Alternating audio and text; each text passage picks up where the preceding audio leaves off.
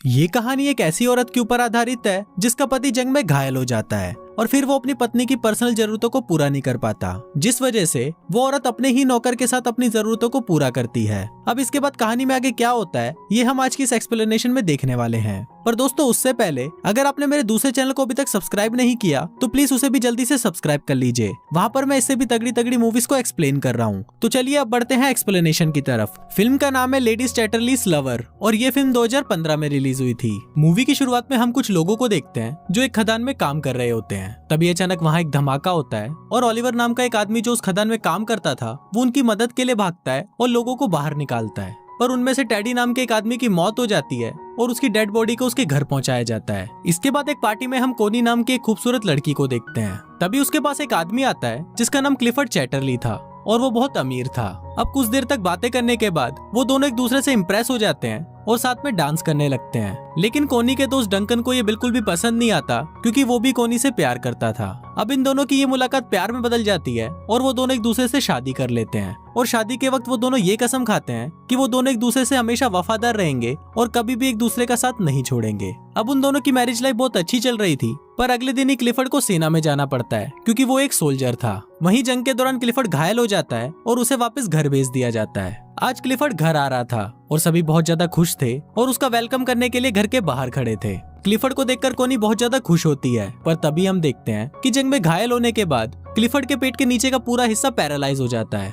अब क्लिफर्ड अपनी हालत से लाचार था और वो सबको थैंक यू बोलकर अंदर आ जाता है। वहीं कोनी क्लिफर्ड को जिंदा देखकर खुश तो हो रही थी पर वो भी अंदर ही अंदर बहुत दुखी थी। उनकी खुशियों भरी जिंदगी में कभी ऐसा मोड़ भी आएगा ये किसी ने सोचा नहीं था। इसी बात से दुखी होकर क्लिफर्ड खुद को मारने की कोशिश भी करता है पर तभी कोनी उसे रोक लेती है और वो उसे विश्वास दिलाती है कि वो हमेशा उसके साथ रहेगी। अब इसकी दूसरी तरफ हम ओलिवर को देखते हैं जो अपनी मंगेतर को लेटर लिख रहा होता है। इस बार ओलिवर किसी खदान में काम नहीं कर रहा था बल्कि इस बार वो जंग में था।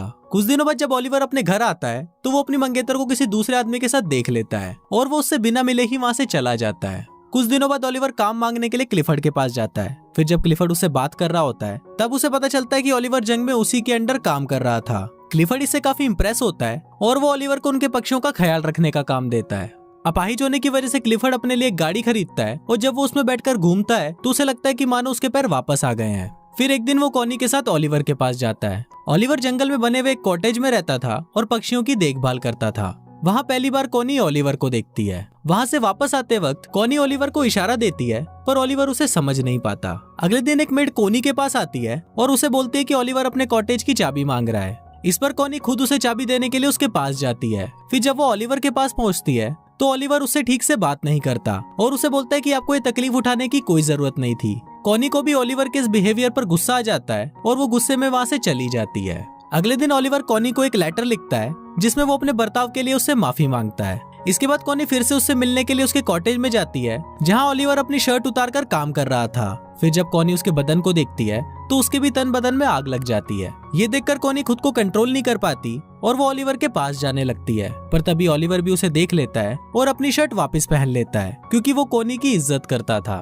कोनी को वो जगह बहुत पसंद थी इसलिए वो ओलिवर को बोलती है कि मैं हर रोज यहाँ पर पेंटिंग करने आऊंगी। इस पर ओलिवर उसे बोलता है कि मैं ये जगह आपके लिए साफ कर दूंगा और मैं किसी और जगह चला जाऊंगा। कोनी उसे बोलती है कि तुम्हें कहीं भी जाने की जरूरत नहीं है और तुम मुझसे इतना भाग क्यों रहे हो। यहाँ कोनी ओलिवर से गुस्सा हो जाती है और वहाँ से जाने लगती है। लेकिन तभी बारिश आ जाती है इसलिए वो ओलिवर के साथ उसके कॉटेज में चली जाती है जहाँ वो दोनों आग जलाकर खुद को गर्म करने लगते हैं। पर तभी ओलिवर वहाँ से उठ जाता है क्योंकि वो कोनी के इरादे समझ रहा था। कोनी उससे पूछती है कि तुम मुझसे दूर क्यों भाग रहे हो तो ओलिवर उसे बोलता है कि मैं तुमसे दूर नहीं भाग रहा, बस मैं डर रहा हूँ क्योंकि अगर क्लिफर्ड को हमारे बारे में पता चल गया तो मेरी नौकरी चली जाएगी। अब क्योंकि ओलिवर ने कोनी को गर्म करके ठंडा ही छोड़ दिया था इसलिए वो वहाँ से अपने घर चली जाती है। एक दिन कोनी क्लिफर्ड को बोलती है कि मुझे बहुत अफसोस है कि हमारा कोई बच्चा नहीं है। इस पर क्लिफर्ड उसे बोलता है कि मैं बहुत कोशिश कर रहा हूँ और वो अपने शरीर को ठीक करने के लिए उस पर करंट के झटके देने लगता है। क्लिफर्ड दर्द से बहुत चिल्ला रहा था और फिर जब आखिरी में कोनी से उसका दर्द देखा नहीं जाता तो वो क्लिफर्ड को रोक देती है। अब क्लिफर्ड इस काम में नाकाम हो गया था इसलिए वो रोने लगता है।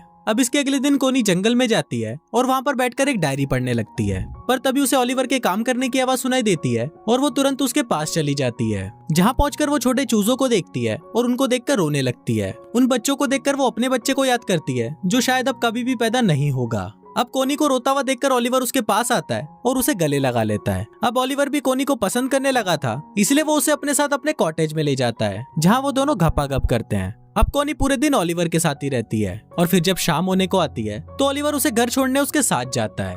जाने से पहले कोनी ओलिवर से पूछती है कि तुमने जो किया है क्या तुम्हें उसका कोई पछतावा है, जिस पर ओलिवर उसे बोलता है कि नहीं, मैं तुमसे प्यार करने लगा हूँ और अब तुम सिर्फ मेरी हो। उसी रात बहुत तेज तूफान आता है और बादल गरजने लगते हैं। ओलिवर को कोनी की बहुत याद आ रही थी, इसलिए वो बहुत ज्यादा दारू पी लेता है। वहीं कोनी की नींद भी उड़ जाती है और वो भी ओलिवर की याद में सो नहीं पाती। फिर वो खिड़की से ओलिवर के घर की रोशनी को देखती है और वो खुद को रोक नहीं पाती और दौड़ते हुए ओलिवर के पास चली जाती है और उसे जाते हुए उसके घर की एक मेड देख लेती है। ओलिवर भी वहाँ कोनी का इंतजार कर रहा था और वो कोनी को बोलता है कि मुझे नहीं लगा था कि तुम मुझसे मिलने आओगी। इस पर कोनी उसे बोलती है कि मैं तुम्हें कभी भी अकेला नहीं छोड़ूंगी और फिर वो दोनों वहाँ पर घपाघप करने लगते हैं। एक दिन क्लिफर्ड के घर पर एक पार्टी होती है जहाँ पर डंकन भी आया होता है। फिर क्लिफर्ड देखता है कि कोनी और डंकन साथ में डांस कर रहे हैं और उसे ये देखकर बिल्कुल भी अच्छा नहीं लगता।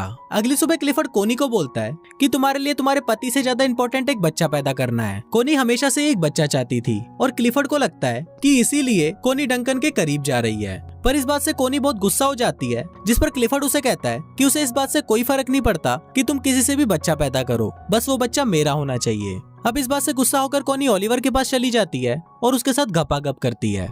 एक दिन कोनी को पता चलता है कि वो प्रेग्नेंट है, तो वो इस बारे में क्लिफर्ड को बताती है। क्लिफर्ड ये सुनकर बहुत खुश होता है और वो कोनी से उस आदमी का नाम पूछता है, पर कोनी उस आदमी का नाम उसे नहीं बताती। एक दिन क्लिफर्ड ओलिवर से मिलने उसके पास जाता है और वो कोनी को भी अपने साथ चलने को बोलता है। अब वो दोनों जा ही रहे होते हैं, पर तभी ओलिवर पीछे से आता है और वो कोनी को किस करने लगता है। अभी दोनों किस कर ही रहे होते हैं, पर तभी क्लिफर्ड कोनी को आवाज लगाता है। दरअसल क्लिफर्ड की गाड़ी कीचड़ में फंस गई थी। तभी वहाँ पर ओलिवर आता है और वो उसकी गाड़ी को धक्का लगाने लगता है, पर इसी दौरान वो जोर जोर से खांसने लगता है। दरअसल ओलिवर जब खदान में काम करता था तो उसके लंग्स खराब हो गए थे। अब फाइनली ओलिवर उसकी गाड़ी को कीचड़ से निकाल देता है और खांसता हुआ वहाँ से चला जाता है। थोड़ी देर बाद कोनी ओलिवर के पास आती है तो ओलिवर उसे गुस्से में बताता है कि उसने 12 सालों तक उनकी खदानों में काम किया और अपने लंग्स खराब किए और इसके बाद उसे जंग के लिए फ्रांस भेज दिया गया। वो बोलता है कि मेरी लाइफ तुम लोगों जैसी नहीं है, इसलिए तुम अपने पति के पास चली जाओ। अब एक दिन कोली की मेड मिस बोल्टन ओलिवर के कॉटेज में आती है, जहाँ उसे कोनी की डायरी मिलती है और उस डायरी को देखकर उसे समझ आ जाता है